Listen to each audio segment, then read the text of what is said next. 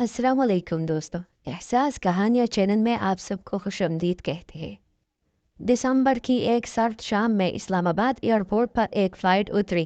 Flight में महनूर नामी एक लड़की ने यहाँ से कपिली जेल वादी सोन केसर जाना था। महनूर के दोस्त ने एयरपोर्ट पर उसे वेलकम किया और बहुत इसरार किया कि वो उसे भी साथ जेल पर ले जाए, मगर महनूर ना मानी कि उसे अकेले ही जाना है। अपनी दोस्त को उसके घर चांदनी चौक रावलपिंडी ड्रॉप करके महानूर ने खबेली झील की लोकेशन ऑन की और गाड़ी का मुंह लाहौर मोटरवे की तरफ मोड़ लिया। रात की स्याही छाना शुरू हो चुकी थी। लोकेशन के मुताबिक वो 11 बजे झील पर पहुंच रही थी, जबकि उसे 12 बजे ही पहुंचना था। वो मुकर्ररा वक्त से 1 घंटा पहले पहुंचने वाली थी।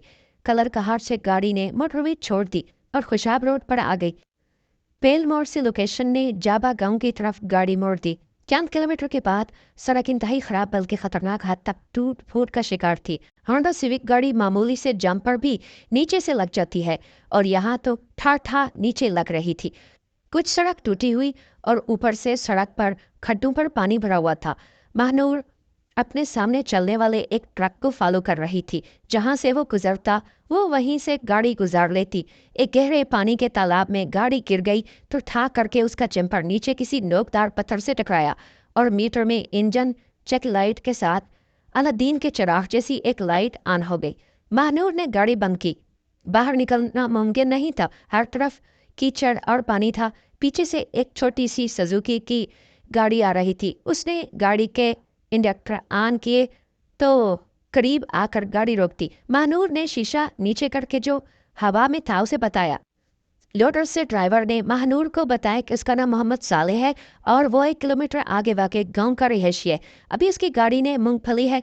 वो उतार कर आता है और गाड़ी को टोचन डालकर यहाँ से बाहर निकलते हैं। परेशान नहीं होना, वो बस 10 मिनट में आ जाएगा। रात के 10 बज चुके थे और हर तरफ अंधेरा छाया हुआ था।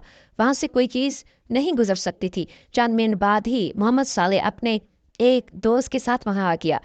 गाड़ी को तो चेन करके वहाँ से निकाला। जा बढ़ते पर आके नीचे देखा तो जंपर फट चुका था और इंजन ऑयल सारा निकल चुका था। साले मोहम्मद ने मानूर से कहा कि आप हमारी बहन है, आप हमारे घर चलें। सुबह गाड़ी को पीछे एक बड़े गांव पेल मिस्त्री के पास ले जाएंगे, वो ये काम ठीक कर देगा। अभी गाड़ी गलत हो चुकी है, नहीं चल सकती। इस इलाके में खराब होने को गलत होना कहता है। महानूर ने कहा कि वो अगर उसे खबेली झील पर छोड़ आए तो वो उसका किराया देगी और शुक्रगुजार भी होगी।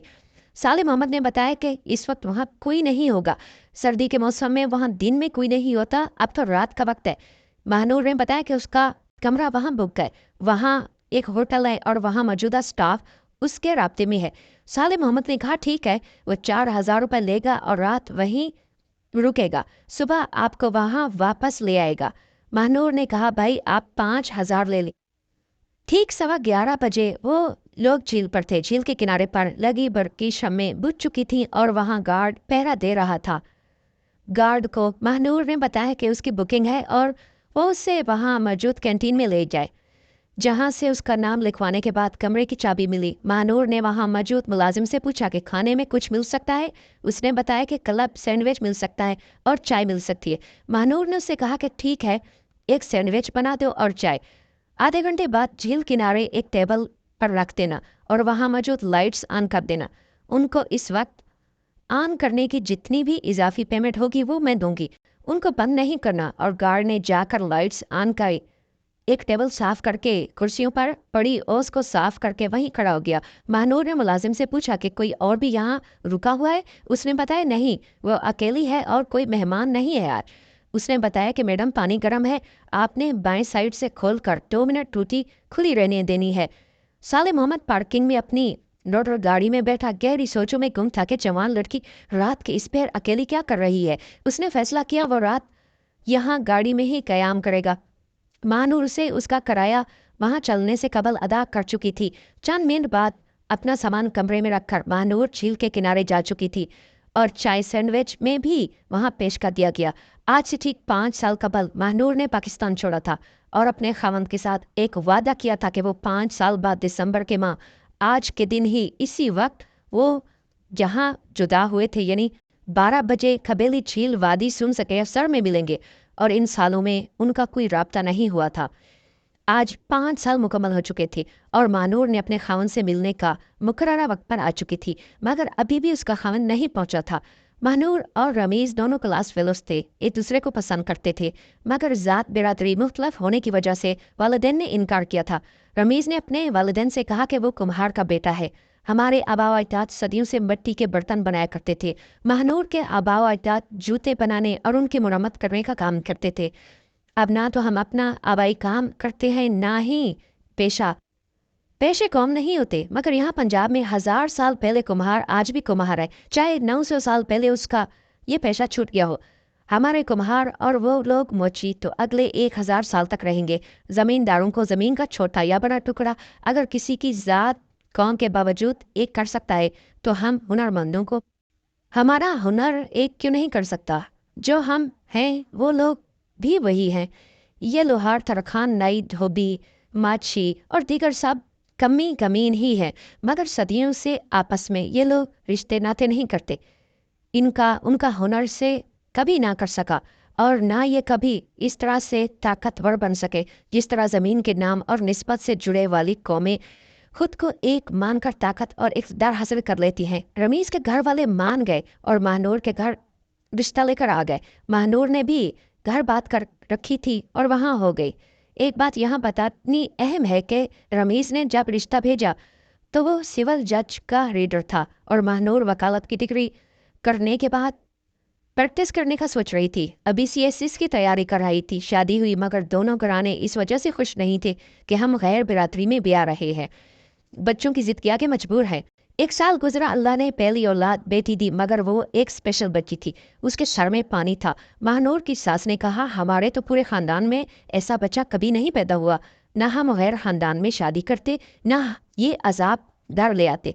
उस बच्ची को देखकर तौबा इस्तग़फ़ार पढ़ती और कानों को हाथ लगाती और ऐसा वो उस बच्ची की माँ के सामने कहती। यह भी कहती कि हमारे बेटे को कौन से रिश्तों की कमी थी, इस लड़की ने पता नहीं मेरे बेटे को क्या पिला दिया। वो उसका रिश्ता करा लेगी और कहा कि तुम इसको तलाक दे दो। छोटी बच्ची चंद दिन बाद फौत हो गई। दिन ब दिन महानूर का घर में रहना मुश्किल होता जा रहा था। रमीज़ को महानूर कहती थी कि अम्मी से बात करो, मैं भागकर नहीं आई थी, तो मुझे ब्याह कर ले आए थे। वो गलत बातें करती है। वो अम्मी से बात करता तो उसे डांट कर चुप करा देती और कहती कि तुमने मेरा सत्यानाश कर दिया है। ऐसी औरत ले आए हो जो माजूर बच्चे पैदा करती है। उसकी माँ ने उसे कहा कि तुम उसे ना छोड़ो, हम एक और जगह शादी कर लेते हैं।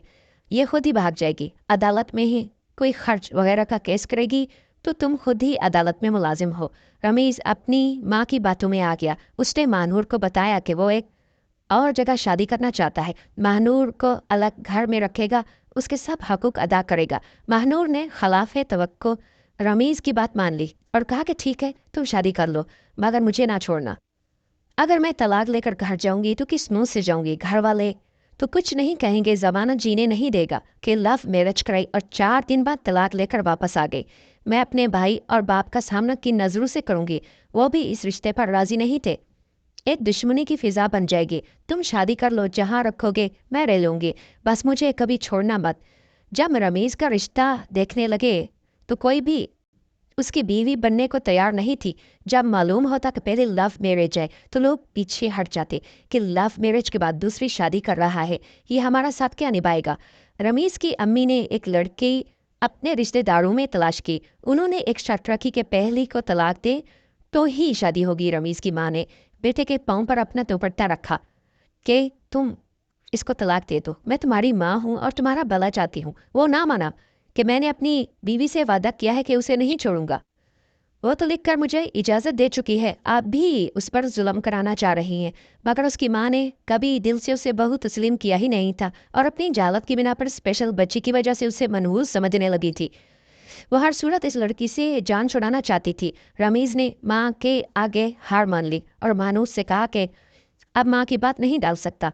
जिस दिन उसने मानूस से बात की उस दिन ही महानूर का हमल मुस्बत आया था। वो रमीज़ को ये बात बताना चाहती थी, मगर अपने जीवन साथी का ये फैसला सुनकर सदमे में चली गई और ना बता सकी।